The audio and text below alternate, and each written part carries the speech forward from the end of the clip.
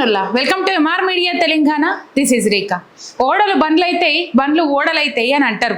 నిజంగా అధికారం ఉన్నది, అర్ధబలం ఉన్నది, అంగబలం ఉన్నది, పైసబలం ఉన్నది, అన్ని బలాలు ఉన్నాయి అని చెప్పేసి అధికారంలో మనమే ఉన్నాము అని చెప్పేసి ఇష్టారీతిన విర్రవీగితే నిజంగా చట్టాన్ని ఇలా సుట్టం చేసుకొని అజ్జేయచ్చు, కానీ కర్మఫలం అనుభవించక తప్పదు.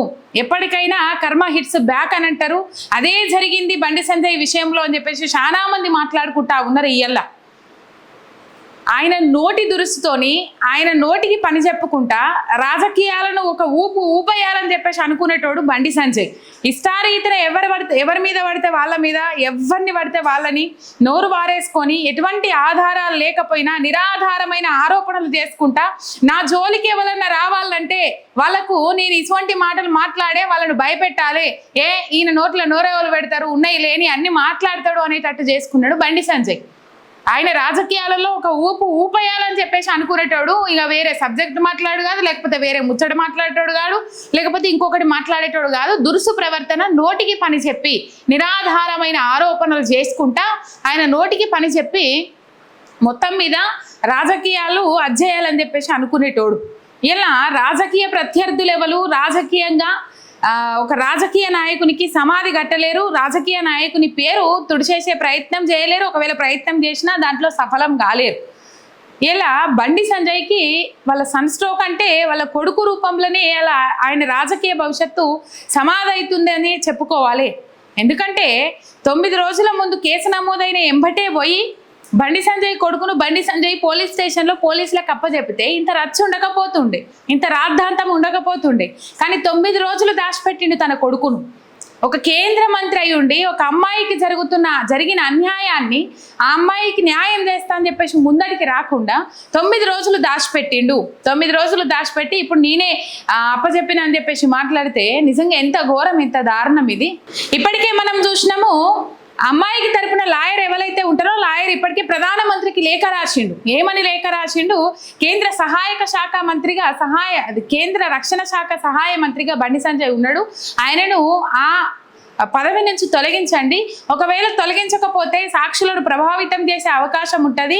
ఈ కేసు పారదర్శకంగా ముందడికి పోవడానికి ఆయన వివిధ అడ్డంకులు సృష్టిస్తాడు, పోకపోవడానికి వివిధ అడ్డంకులు సృష్టిస్తాడు అని చెప్పేసి మోడీకి లేఖ రాసిండు అమ్మాయి తరపున న్యాయవాది. ఇప్పుడు రాష్ట్ర వ్యాప్తంగా రచ్చ కొనసాగుతా ఉన్నది. బండి సంజయ్ని మంత్రి పదవి నుంచి బర్తరఫ్ చేయాలి అని చెప్పేసి రాష్ట్ర వ్యాప్తంగా చర్చ జరుగుతూ ఉన్నది. ఇప్పుడు సిరిసిల్లలో దాదాపు రచ్చ కొనసాగుతా ఉన్నది. మనం పొద్దున్న నుంచి చూస్తా ఉన్నాం. బీఆర్ఎస్ పార్టీ నాయకులందరూ రోడ్లు ఎక్కిండ్రు. ఇగో బీఆర్ఎస్ పార్టీ నాయకులకు వేరే పని లేనట్టున్నది. అది కుటుంబ వ్యవహారం. వాళ్ళ ఇంటిని రోడ్డు మీద వారేసి పెద్ద రాద్ధాంతం చేయాలనుకుంటున్నారు బీఆర్ఎస్ పార్టీ నాయకులు అని చెప్పేసి బీజేపీ అధ్యక్షులు రామచంద్రరావు మాట్లాడుతూ ఉన్నాడు. మరి ఒకవేళ నిజంగా ఇలా బీజేపీకి కానీ కాంగ్రెస్ పార్టీకి కానీ బీఆర్ఎస్ పార్టీ నాయకులు ఏ చిన్న కార్యకర్తలకు సంబంధించిన అంశం కానీ వాళ్ళకు దొరికితే వాళ్ళు ఊకునేటోళ్ళ. సరే, ఇది టిట్ ఫర్ టాట్ లెక్క కాదు, కానీ మొత్తం మీద మొదటి నుంచి ఆ అమ్మాయికి అండగా నిలబడాలి, ఆ అమ్మాయి కుటుంబానికి న్యాయం జరగాలి, ఆ అమ్మాయికి న్యాయం జరగాలి అని చెప్పేసి పోరాటం చేస్తున్నది బీఆర్ఎస్ పార్టీయే. ఒక రకంగా న్యాయవాదే ఆ అమ్మాయి తరపున లాయరే లెటర్ రాసిండంటే ఇందులో వాళ్ళు ప్రభావితం చేయగలుగుతారు. కాబట్టి ఇది కేసును అమ్మాయికి కుటుంబానికి న్యాయం జరగకుండా చేస్తుంది అని చెప్పేసి ఉద్దేశంతోనే కదా వాళ్ళు లెటర్ రాసిర్రు.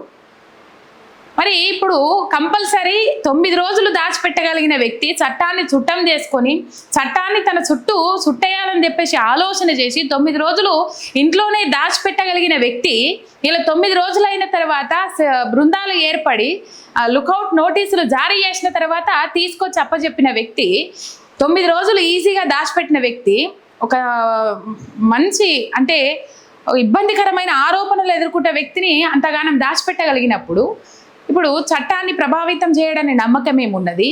ఆయన వేరేటోళ్ళని ఇంకా ప్రభావితం చేయడానికి నమ్మకం ఏమున్నది? ఈ 9 రోజుల వ్యవధిలో ఆ ఫోన్లో ఉన్న డాటా మొత్తం డిలీట్ చేసిండట. బండి సాయి భగీరథ్ ఫోన్లో ఉన్న డాటా మొత్తం డిలీట్ చేసిండ్రట. ఈ పైస బలాన్ని వాడి ఆయనకు సంబంధించిన కొంతమందిని వాడి, ఆయనకు సపోర్ట్ చేస్తున్న కొంతమందిని వాడి అమ్మాయి క్యారెక్టర్ని మొత్తం బ్యాడ్ చేసేసి పెట్టిండ్రు. ఇప్పుడు వాళ్ళ మీద 27 పిటిషన్లు నమోదైనాయి, 14 మంది మీద కేసులు నమోదైనాయి. బండి సాయి భగీరథకు ఇన్ఫ్లుయెన్సర్లు ఎవరైతే ఉంటారో వాళ్ళు సపోర్ట్ చేసుకుంటూ మాట్లాడిర్రు, అమ్మాయి క్యారెక్టర్ బ్యాడ్ చేసే విధంగా మాట్లాడిర్రు, అమ్మాయి ఫోటోలు ఏవైతే ఉంటాయో అవి వీడియోలు బయట పెట్టిండ్రు. ఆ అమ్మాయి ఇబ్బందికరంగా ఫీల్ అవుతున్నది అని అన్నప్పటికి కూడా ఆ అమ్మాయి 2 సార్లు బలిమికి జీవి తీసుకోవడానికి ప్రయత్నం చేసింది అని తెలిసినప్పటికి కూడా ఇగో ఫినాయిల్ అది చేసింది అని చెప్పేసి అమ్మాయి తల్లి మాట్లాడితే ఫినాయిల్ టేస్ట్ బాగుందని చెప్పేసి మాట్లాడిండట బండి సంజయ్. అంతే అంత ఆయన హృదయం ఎంత కఠినమైనదో మనం ఆలోచన చేయొచ్చు, అర్థం చేసుకోవచ్చు. ఆయన కఠినంగా మీడియా ముఖంగా వేరే వ్యక్తుల మీద నిరాధారమైన ఆరోపణలు చేసినప్పుడే మనం అర్థం చేసుకోవచ్చు. మొత్తం మీద సిరిసిల్లలో అంబేద్కర్ చౌరస్తా దగ్గర బీఆర్ఎస్ పార్టీ నాయకులు 2 రోజుల క్రితమే పర్మిషన్ తీసుకున్నారు. పర్మిషన్ తీసుకొని నిరసన వ్యక్తం చేస్తా ఉన్నారు. నిరసన వ్యక్తం చేస్తా ఉన్నప్పుడు ఎటువంటి పర్మిషన్ లేకుండా బీజేపీ శ్రేణులు అక్కడికి చేరుకున్నారు. బీజేపీ శ్రేణులు అక్కడికి చేరుకొని బీఆర్ఎస్ నాయకుల మీద దాడికి దిగుతా ఉన్నారు. ఆల్రెడీ లొంగిపోయిండు, తప్పు ఒప్పుకున్నాడు అని చెప్పేసి వార్తలు వస్తూ ఉన్నాయి. 10 రోజులు పోలీసులు కస్టడీకి అడుగుతున్నారని చెప్పేసి వార్తలు కూడా వస్తూ ఉన్నాయి. అయినప్పటికీ కూడా ఈ బీజేపీ నాయకులు ఇంకా దాడులకు ఎందుకు తెగబడతా ఉన్నారు, ఇంకా దాడులు ఎందుకు చేస్తూ ఉన్నారు?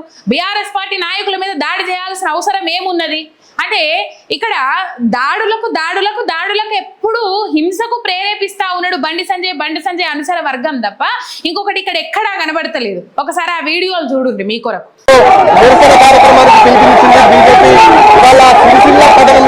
శాంతియుతంగా బీజేపీ నాయకులు, బీజేపీకి సంబంధించినటువంటి కార్యకర్తలు, బీఆర్ఎస్ కార్యకర్తల మధ్య పోట్లాడుతున్నారు. శాంతియుత వాతావరణంలో ముందుగానే బీఆర్ఎస్ పార్టీ నిరసన కార్యక్రమం చేపట్టింది. నిరసనలో శాంతియుత వాతావరణంలో ఏర్పడతామని చెప్పింది. ఈ నేపథ్యంలో శాంతియుత వాతావరణంలో ఇక్కడ స్థానికంగా ఉన్నటువంటి బస్టాండ్ సమీపంలో ఉన్నటువంటి అంబేద్కర్ చౌరస్తాలో ఉన్నటువంటి అంబేద్కర్ చౌరస్తా వద్ద నిరసన కార్యక్రమాన్ని పిలిపించింది. ఈ నేపథ్యంలో ప్లకార్డులకు పట్టుకున్నటువంటి బీఆర్ఎస్ శ్రేణుల పట్ల బీజేపీకి సంబంధించినటువంటి వారు ఒకసారిగా దూసుకురావడంతో ఒక ఉద్రిక్తమైన వాతావరణం నెలకొంది. ఈ నేపథ్యంలో ఇటు బీజేపీ అదేవిధంగా బీఆర్ఎస్ కార్యకర్తల మధ్య పోట్లాట కొనసాగుతుంది. ముఖ్యంగా ముందుగానే ఇక్కడ ఉన్నటువంటి నాయకులు బీఆర్ఎస్ నాయకులను రెచ్చగొట్టే ప్రయత్నం చేస్తున్నారు. శాంతియుత వాతావరణంలో ముందుగా ప్లకార్డులు పట్టుకుని నిరసన తెలిపే క్రమంలో బీఆర్ఎస్ శ్రేణుల పైన బీజేపీ కార్యకర్తలు ఒక్కసారి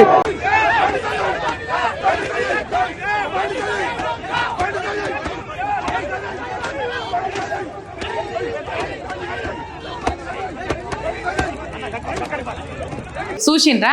ఇక భాగ్యలక్ష్మి అమ్మవారి గుడి చాలా ఇష్టము బండి సంజయ్కి. అక్కడికే పోయి బీఆర్ఎస్ పార్టీ మహిళా నాయకురాళ్ళు అక్కడ పోయి బండి సంజయ్ కొడుకు మంచి బుద్ధి ప్రసాదించు అని చెప్పేసి చార్మినార్ భాగ్యలక్ష్మి అమ్మవారి గుడిలో వాళ్ళు పూజలు నిర్వహించిండ్రు. వాళ్ళు కూడా మాట్లాడుతూ ఉన్నారు, ఒకసారి వినుండ్రు. గౌరవ బండి సంజయ్ గారి పుణ్యాన ఈరోజు చార్మినార్ భాగ్యలక్ష్మి అమ్మవారిని దర్శించుకున్నాము.